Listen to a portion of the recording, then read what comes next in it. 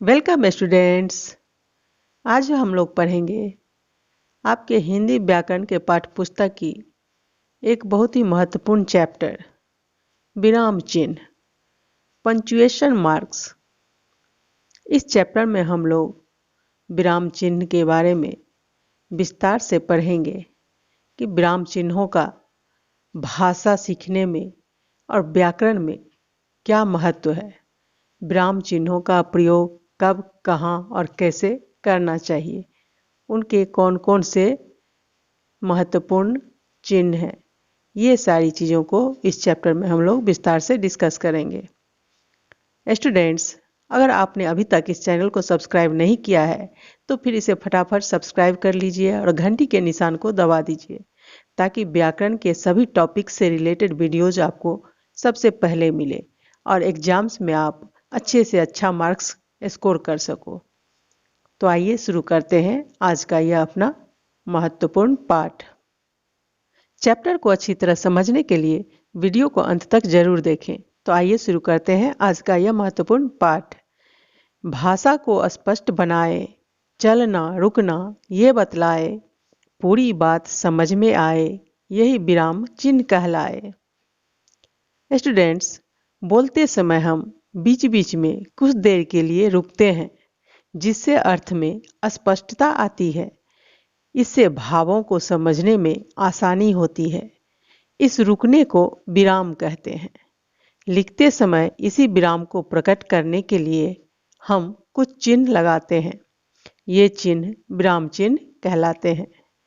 नीचे लिखे वाक्यों को देखिए और पढ़िए। पीपल और बरगद के बीच बातचीत। पीपल: अरे भाई बरगद, तुम इतने उदास क्यों हो? बरगद: एक कबूतर ने मुझे बताया है कि सड़क के उस पार खड़े हमारे मित्र नीम को भी कुछ लोग आज काटने वाले हैं। पीपल: क्या? यह तो बहुत बुरी बात है। पता नहीं इन मनुष्यों को क्या हो गया है। ये क्यों हम पेड़ों को अंधाधुंध काटते जा रहे हैं। हम उनके मित्र हैं, शत्रु नहीं। अरे कोई उन्हें रोको, मत काटने दो। आपने ऊपर दी गई पीपल और बरगद के बीच की बातचीत पढ़ी। क्या आपको कुछ स्पष्ट पता चला? नहीं ना? आइए अब इसे दोबारा पढ़ें। पीपल: अरे भाई बरगद, तुम इतने उदास क्यों हो? बरगद: मुझे एक कबूतर ने बताया है कि सड़क के उस पार खड़े हमारे मित्र नीम को भी कुछ लोग आज काटने वाले हैं। पीपल: क्या?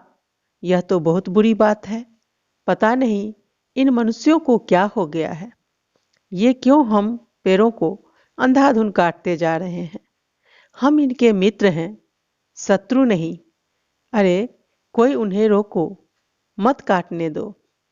पीपल और बरगद की पहली वार्तालाप आपको इसलिए समझ में नहीं आई क्योंकि उसमें विराम चिन्हों का प्रयोग नहीं किया गया था। उनकी दूसरी बातचीत में इसलिए स्पष्टता है क्योंकि इसमें विराम चिन्हों का उचित प्रयोग किया गया है। विराम का अर्थ है रुकना या विश्राम करना। इनके प्रयोग से लिखित भाषा स्पष्ट तथा प्रभावपूर्ण बनती है। वाक्य बोलते या लिखते समय विराम को प्रकट करने वाले चिन्हों को विराम चिन्ह कहते हैं। तो समझ में आई बच्चों कि विराम चिन्ह क्या है और इसका क्या प्रयोग है। आइए आगे हम लोग कुछ और उदाहरण देखते हैं। आइए हिंदी भाषा के कुछ प्रमुख विराम चिन्हों के विषय में जानें। हिंदी में प्रमुख रूप से निम्नलिखित विराम चिन्हों का प्रयोग किया जाता है। तो आइए देखते हैं कौन कौन से विराम चिन्ह हैं। एक तरफ उनके नाम और दूसरे तरफ उनके चिन्ह दिखाए गए हैं। पहला पूर्ण विराम। और पूर्ण विराम का चिन्ह देख रहे हैं आप क्या होता है। जब वाक्य समाप्त हो जाता है तो पूर्ण विराम का चिन्ह एक सीधी लकीर के रूप में। अल्प विराम यानी कॉमा, जिसमें हम लोग थोड़ी देर के लिए रुकते हैं। अर्ध विराम यानी अल्प विराम से कुछ ज़्यादा देर के लिए जब हम रुकते हैं तो उसे अर्धविराम कहते हैं। प्रश्नसूचक चिन्ह यानी प्रश्नवाचक चिन्ह, विस्मय सूचक चिन्ह। इनके अलावा वाक्यों में अस्पष्टता लाने के लिए निम्नलिखित चिन्हों का भी प्रयोग होता है, जैसे उपविराम, निर्देशक चिन्ह, विवरण चिन्ह, संयोजक चिन्ह, संक्षेप सूचक या लाघव चिन्ह, अवतरण या उद्धरण चिन्ह, कोष्ठक इत्यादि। इन चिन्हों के बारे में बारी बारी से जानें। पूर्ण विराम यानी फुल स्टॉप। पूर्ण विराम चिन्ह का प्रयोग विधिवाचक, निषेधवाचक, आज्ञावाचक, संदेहवाचक तथा संकेतवाचक वाक्यों के समाप्त होने पर किया जाता है, जैसे बड़ों का आदर करना चाहिए, व्यायाम से शरीर पुष्ट होता है इत्यादि। ऐसे वाक्य जिनमें आज्ञा देने का या नियम बताने का या संदेह या संकेत बताने का बोध हो, उसे हम लोग उन वाक्यों में हम लोग पूर्ण विराम चिन्ह का प्रयोग करते हैं। अल्प विराम यानी कॉमा। वाक्य में अपनी बात स्पष्ट करने हेतु जहां बहुत कम समय के लिए रुकना आवश्यक होता है, वहां अल्प विराम चिन्ह का प्रयोग किया जाता है, जैसे मैं घर जाता हूं, पहले खाता हूं, पढ़ता लिखता हूं, फिर सो जाता हूं। अर्ध विराम या सेमी कोलोन।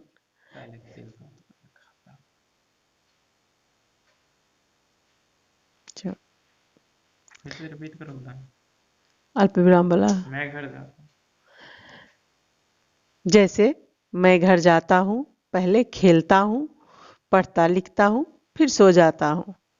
अर्ध विराम सेमी कोलोन, जहां पूर्ण विराम से कुछ कम और अल्प विराम से अधिक रुकना अपेक्षित होता है यानी रुकना चाहिए, वहां इसका प्रयोग किया जाता है, जैसे अब खूब परिश्रम करो, परीक्षा निकट है, आलस्य मनुष्य का शत्रु है, इससे दूर रहो।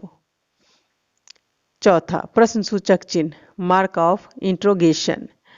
जिस वाक्य से प्रश्न पूछे जाने का बोध हो, उसके अंत में प्रश्नसूचक चिन्ह लगाया जाता है, जैसे तुम किस कक्षा में पढ़ते हो, तुम कितने भाई बहन हो, तुम कहाँ रहते हो इत्यादि वाक्य। विस्मय सूचक या संबोधक चिन्ह, मार्क ऑफ एक्सक्लेमेशन। वाक्यों में आश्चर्य, हर्ष, घृणा, भय आदि भाव प्रकट करने के लिए इसका प्रयोग करते हैं, जैसे वाह मजा आ गया, उफ कितना गहरा घाव, हाय ये गर्मी इत्यादि। उपविराम कोलोन, उदाहरण या निम्नांकित का संकेत करने के लिए इसका प्रयोग किया जाता है, जैसे संज्ञा शब्दों के उदाहरण इस प्रकार हैं। हम इस प्रकार भी कह सकते हैं, नाटक आदि में संवाद से पूर्व इसका प्रयोग किया जाता है, जैसे मोहन मैं कल तुम्हारे घर आऊंगा, राम ठीक है मैं तुम्हारी प्रतीक्षा करूंगा।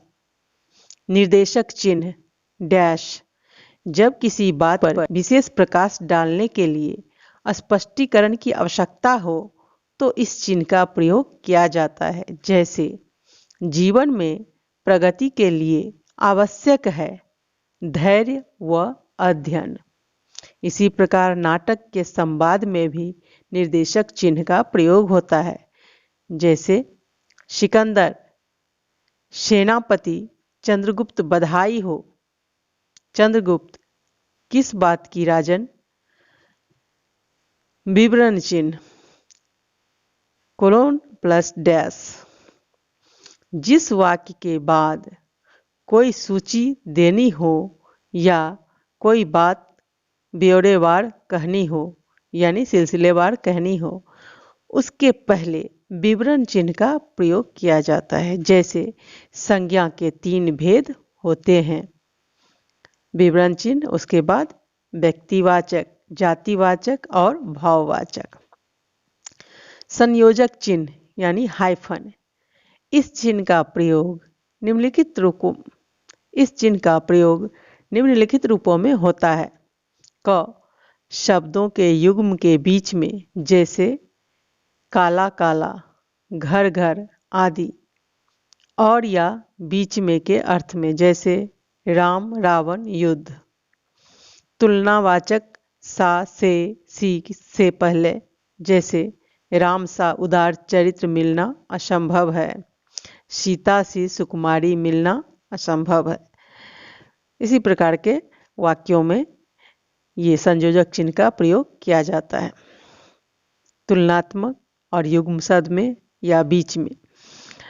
संक्षेप सूचक या लाघव चिन्ह, एब्रीविएशन, शब्दों को संक्षिप्त रूप में लिखने के लिए इस चिन्ह का प्रयोग किया जाता है, जैसे डॉक्टर।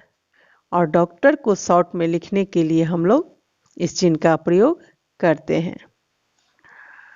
पंडित, तो पंडित में भी लाघव चिन्ह या संक्षेप सूचक चिन्ह का प्रयोग किया जाता है।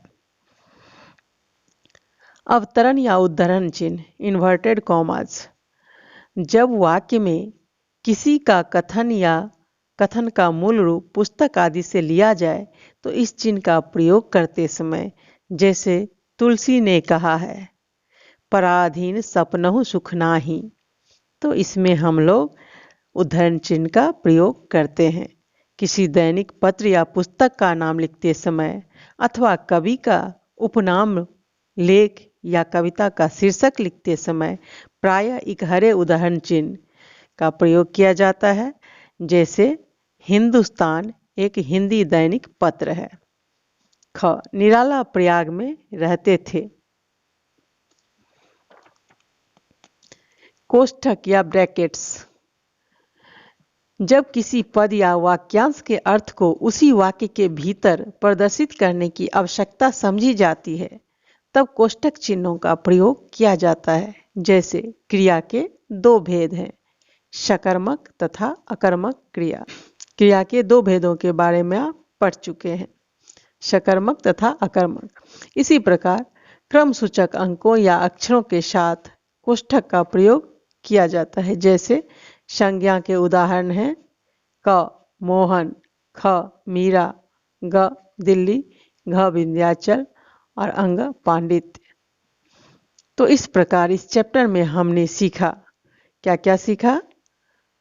वाक्यों को लिखते समय रुकने का संकेत करने वाले चिन्हों को विराम चिन्ह कहते हैं। इनके प्रयोग से वाक्यों का अर्थ स्पष्ट पता चलता है। तो उम्मीद है यह वीडियो आपके लिए बहुत ही उपयोगी होने वाली है और इस चैप्टर को पढ़कर, इस वीडियो को देखकर आपको विराम चिन्हों से संबंधित ढेर सारी जानकारियां मिली होंगी। आइए अब हम लोग अभ्यास प्रश्न करते हैं। स्टूडेंट्स, अगर आपने अभी तक इस वीडियो को लाइक नहीं किया है तो इसे फटाफट लाइक कर दीजिए और इसे अपने दोस्तों के साथ ज़्यादा से ज़्यादा शेयर कीजिए ताकि उनको भी इसका लाभ मिल सके। आइए हम लोग शुरू करते हैं आज का अभ्यास प्रश्न। प्रश्न 1, निम्नलिखित प्रश्नों के उत्तर दीजिए। क, वाक्य में विराम चिन्हों का क्या महत्व है? तो वाक्य में विराम चिन्हों का ये महत्व है कि विराम चिन्ह जो है रुकना या विश्राम करने का इशारा करता है। इसके प्रयोग से लिखित भाषा स्पष्ट तथा प्रभावपूर्ण बनती है। साथ ही मौखिक भाषा में भी विराम चिन्हों का प्रयोग करके हम लोग अपनी बात को स्पष्टता और प्रभावपूर्ण तरीके से अभिव्यक्त कर सकते हैं। तो इस प्रकार विराम चिन्हों का भाषा में, लिखित और मौखिक दोनों भाषाओं में बहुत ही महत्वपूर्ण स्थान है। इनके बिना भाषा को स्पष्टतापूर्ण अभिव्यक्त करना बहुत कठिन होगा। ख, प्रश्नसूचक और विस्मयादि बोधक चिन्हों में क्या अंतर है? उदाहरण देकर स्पष्ट कीजिए। तो प्रश्नसूचक चिन्ह जिस वाक्य में प्रश्न पूछे जाने का बोध होता हो उसके अंत में प्रश्नसूचक चिन्ह या प्रश्नवाचक चिन्ह लगाया जाता है। जैसे जब हम कहते हैं तुम किस कक्षा में पढ़ते हो, तुम्हारी उम्र कितनी है, तुम कहाँ रहते हो, इत्यादि वाक्यों के अंत में हम लोग प्रश्नवाचक चिन्ह लगाते हैं, क्योंकि इन वाक्यों में प्रश्न किया जाता है। दूसरी तरफ विस्मय सूचक या विस्मयादि बोधक चिन्ह का प्रयोग हम तब करते हैं जब वाक्यों में आश्चर्य, हर्ष, घृणा, प्रेम, भय आदि के भाव प्रकट होते हैं। इसका प्रयोग करते हैं, इसके लिए हम लोग इसे उदाहरण के द्वारा स्पष्ट कर सकते हैं, जैसे वाह मजा आ गया, उफ कितनी गर्मी है, हाय ये क्या हुआ इत्यादि। इन सब वाक्यों में हम लोग आश्चर्य या प्रेम या घृणा आदि भाव को प्रकट करते हैं। अब आपके लिए प्रश्न 2, उचित विराम चिन्ह लगाकर वाक्यों को दोबारा अपनी अभ्यास पुस्तिका में लिखिए और हमें कमेंट करके बताइए कि आपने इस चैप्टर में क्या क्या सीखा और इससे आपने भाषा में विराम चिन्हों के महत्व को जाना। तो उम्मीद है यह वीडियो आपको काफ़ी अच्छी लगी होगी और आपने इस वीडियो से बहुत सारी बारीक चीज़ों के बारे में, विराम चिन्हों से संबंधित बहुत सारी जानकारियां प्राप्त की होंगी। अगर आपके लिए यह वीडियो इतनी हेल्पफुल है तो फिर आप इस वीडियो को लाइक कर दीजिए, अपने दोस्तों के साथ इसे ज़्यादा से ज़्यादा शेयर कीजिए और अगर आप इस चैनल पे नए हैं तो इस चैनल को फटाफट सब्सक्राइब और बेल आइकन को प्रेस कर दीजिए ताकि आने वाली सभी वीडियोज़ की नोटिफिकेशन आपको सबसे पहले मिले और एग्जाम्स में आपके अच्छे स्कोर हो सके। धन्यवाद।